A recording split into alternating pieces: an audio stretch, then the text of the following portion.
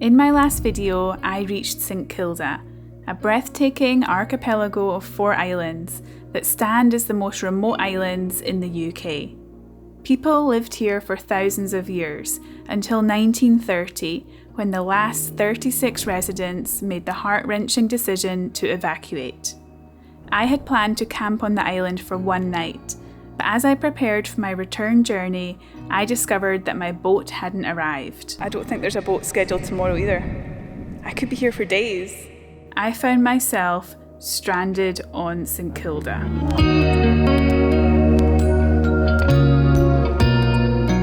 So I made it back down and went to speak to the ranger, who confirmed that the boat was cancelled for today. There's no other boats that came in either from the Outer Hebrides. She received a message, so I'm not sure if it was a phone call or if it was an email. I think they have access to phone and internet in the house. She said that the boat will be delayed by 24 hours. So hopefully it will be tomorrow that I will be getting picked up.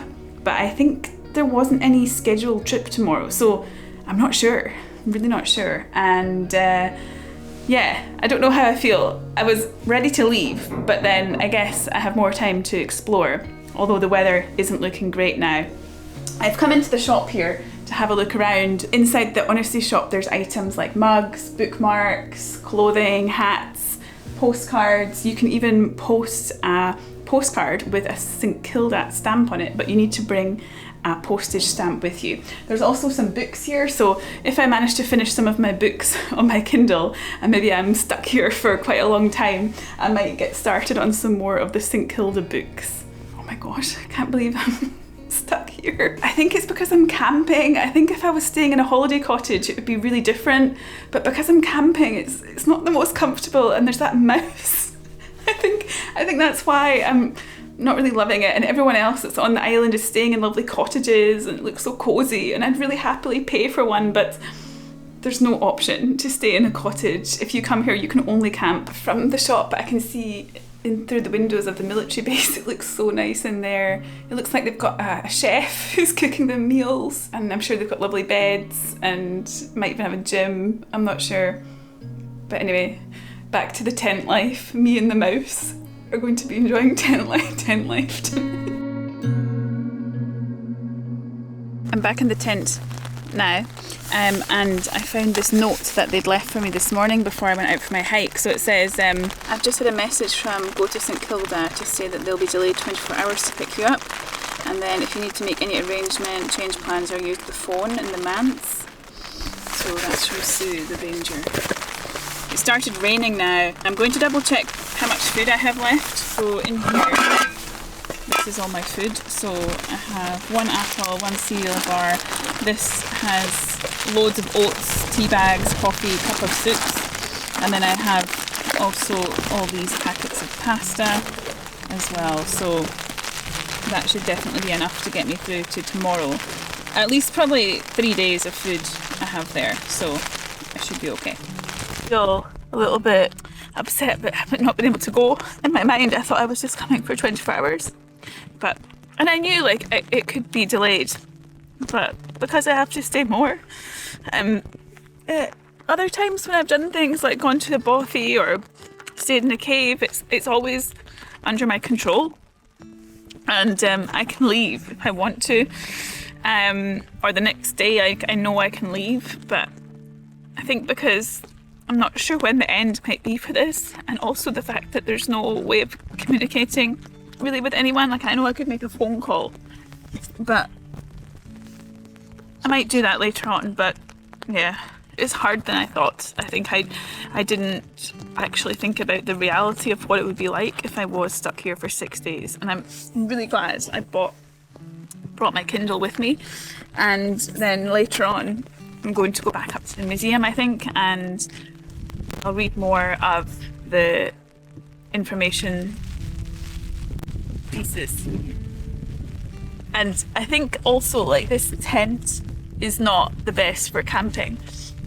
It's from Nature Hike, and look, it's already like not ideal. I think I'm going to have to go out and fix it, because otherwise if the outer layer touches this inside layer it's all going to get wet and damp. It wasn't a very expensive tent, and I'm not sure how it's going to hold up in the St Kilda wind and rain. I didn't want to buy an expensive tent because I usually stay in the van, so I thought of it like, how many times am I actually going to use the tent? And this is now going to be my second night in the tent, but my friend stayed in it for 4 nights. So it's had about 6 nights of usage. I'm gonna have my tea and read my book a little bit and I'll let you know later on how things are going. And if things clear up, I might go for another walk, or go to the museum. I fell asleep for a little bit inside the tent, and the tent has completely blown over because I slept inside the tent a little bit, but it's so windy. The tent has blown and they can hardly stand up.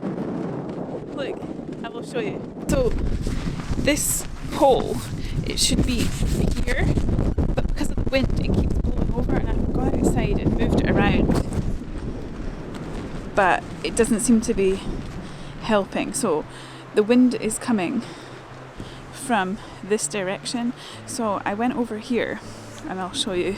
I'm now here behind the wall, and I'm thinking if I put the tent in here behind the wall, it'll shelter it, because the winds are just coming through like from that direction onto the side of the tent. But if I move it here, it might be much more sheltered. So I'm planning to do that, and I think I'll put the door facing a different way as well, maybe that way out to the front, so that it's not so windy. Okay, let's move the tent.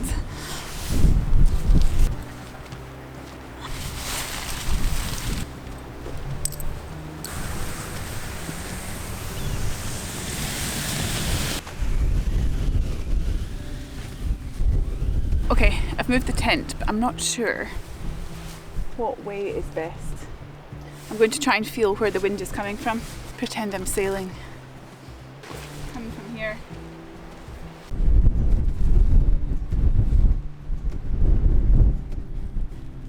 Might be better this way. I'm going to keep the tent here for a couple of minutes. If the wind blows it, still blowing it.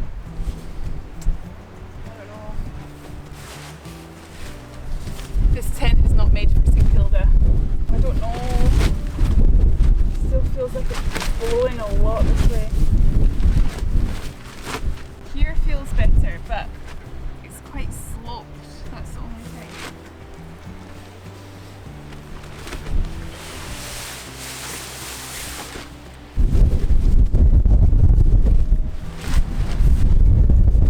I'm just going to put it here. I think it's better than before.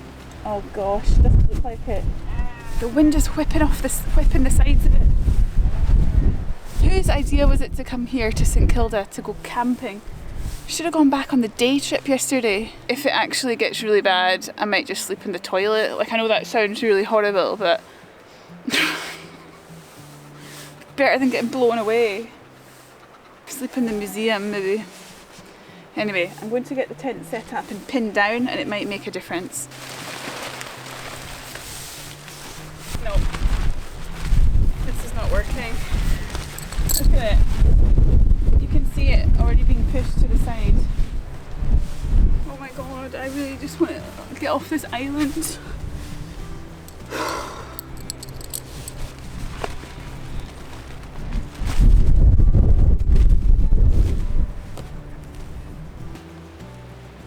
So here's the tent. It's not ideal. There's still some wind hitting it on this angle here, but at the moment this is lined up with the top, which was the problem. I think if I had more ropes I could have it pinned down, but yeah, I don't have any more, so like, I could have that pinned. Anyway, I think it's better than the previous place, but let's give it a few hours and I'll see. This is the life in the tent here. It's still shaking a little bit, but it's not as bad as it was, so hopefully we're not going to get blown away. Can't really, like, it's quite small in here, but basically I've removed the big bag. I think that was also making it a bit disformed. So Unfortunately got quite a lot of luggage, so on the right is my camera bag and then that is my bag with all my camping gear on the left. So I'm going to try and keep the camping gear maybe outside, or maybe find another solution for it so that it's not in the way. I've made it back to the museum. I stayed in the tent for a few hours and I've been reading this book about St Kilda, and it's about 500 or 600 pages. It's a really, really long book, and I think I've read about half. I'm halfway in the book. I've learned so much about the island. I highly recommend to read this book if you're interested in St Kilda. I will write the name on the screen just now and also show the cover of what it looks like. The wind has really picked up out there and the tent is blowing. Not as bad as it was. It's not blown over or anything like that. Again, the inside pole is staying in position, but I decided to just come here for a change of scenery and have my cup of tea and maybe read some more of my book. And actually, when I was here, I noticed there's a visitor's book, and I might read through some of the comments in here because it'll be interesting to see what people have written about their visit. That'll be something to pass the time. So the ranger actually came to the tent and she told me that she'd had some communication from the boat company and they're planning to come tomorrow as normal. She presumes it's a day trip. However, when I originally booked, which was I think around 5 weeks ago, there was no day trip available on that date because I booked the 16th and 17th as one night and there was nothing on the 18th. So maybe they added that as an extra day trip later on, or perhaps they have postponed the people who were meant to go today and then moved them to tomorrow instead. I'm not sure. She also said that sometimes there's cases where people are stuck, but the boat company will come out especially just to pick you up. So let's see, let's see. And also there's no guarantee they'll even come because who knows, with the weather, things could change. So yeah, but it's actually quite nice to sit in here and look out the window because this is what the views would have been for the people who once lived here. In the book, I learnt that people on St Kilda didn't really drink very often, so it was quite rare for them to drink alcohol. So I guess I'm living like a St Kildan tonight. When I was packing my bag, I did consider packing some whiskey, but I decided not to because I thought I'm only staying for one night, I'm going to be hiking a lot, I'm going to be having an early night, getting up the next day to explore and do more hiking. And regret that. Going to read the visitor book. Wow, people from the Philippines came here. Well, there's quite a few comments saying, finally made it. Once in a lifetime. People have wanted to come here for a long time. Somebody came from St Kilda in Melbourne. Named after the ship Lady of St Kilda. Wow. I used to live in Melbourne. I used to go cycling down to St Kilda all the time. Wow, someone wrote it's their 5th attempt to visit and they were friends with some of the people from the island. Wow. Here's someone that got stuck on the island and they slept in the museum. Their boat had mechanical issues. Oh no. I ate some dinner while looking out at the views of Village Bay.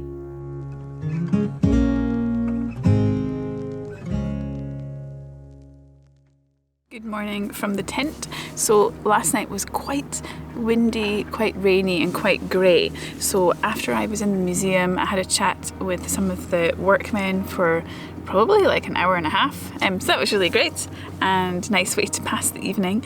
And then I came back to the tent and had a really good night's sleep actually. It was a little bit windy and rainy, but I didn't set an alarm this morning and I woke up at 10 a.m. and I went for a shower, came back and all the boats have arrived. All the day trip boats, which is very exciting, which means that today will be the day that I'm leaving St Kilda. I made some oats for breakfast. These oat sachets, I have quite a few of them. These are so good for camping because they're really small and they fill you up. So I had 2 of these for my breakfast. I also made my coffee and I'm going to see if there is a walking tour, because when the boat arrives, the one that I took, go to St Kilda, they offer a walking tour around the abandoned village. However, on the day that I arrived, I couldn't do it because I was here getting instructions about the campsite and setting up my tent, so I missed pretty much all of the tour. So I'm going to see if the tour is happening today, and hopefully I can join it. And the weather also looks really good today, which is great. Here's the view out of the tent. I'm actually really glad that I moved the tent last night to this place because it's really sheltered with the wind. So if you do come to St Kilda and plan on camping, I recommend to check the wind direction before you set up your tent. But this here is a good spot. I joined the walking tour of the abandoned village, which was fantastic, and I learned lots. I did the walking tour, which was really good. Now I'm going to pack up the tent and get ready for leaving. I took the dinghy back to the boat. After 3 unforgettable days and 2 nights, it was time to say goodbye to St Kilda. On our return journey, we passed the island of Dun before navigating around Hurta to see Connacher, the UK's tallest cliff, towering above us at an impressive 427 metres. We then set course for the UK's tallest sea stacks, Stack Lee rising 172 metres and Stack and Armin reaching 196 metres. Afterwards, we admired the stunning cliffs of Borroway, one of the 4 islands in the St Kilda archipelago. Finally, we embarked on the 4-hour journey back to the Isle of Skye. Although I only spent 3 days and 2 nights on St Kilda, I feel I gained a glimpse into what life must have been like for its former inhabitants. Being cut off from the outside world for months on end during the harsh winter and relying solely on their own resources is nothing short of remarkable. It's incredible to think that people survived on these islands for thousands of years. If you'd like to learn more about St Kilda and its fascinating history, be sure to check out my previous video. Thank you for watching, and I'll see you next time.